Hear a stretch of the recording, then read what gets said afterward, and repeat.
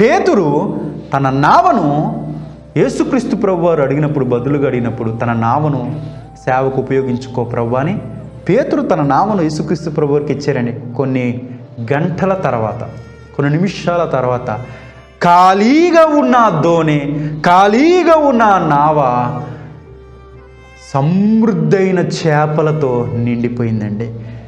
ఆ నావ అంతకుముందు అన్ని చేపలతో ఏనాడు నిండలేదంట. ఒక్కసారి యేసుక్రీస్తు ప్రభువారికి పేతురు తన నావనిచ్చే ప్రయత్నం చేశాడంట. తర్వాత ఆ నావ చేపలతో దోణంతా నిండిపోయిందంట. ఇంకొక దోణి కూడా అవసరం వచ్చిందంట. అంతగా దీవిస్తాడు సేవకు సహకరించేవారండి దేవుడు. ప్రియ సహోదరులు, సేవకు సహకరించే ప్రయత్నం చేయండి.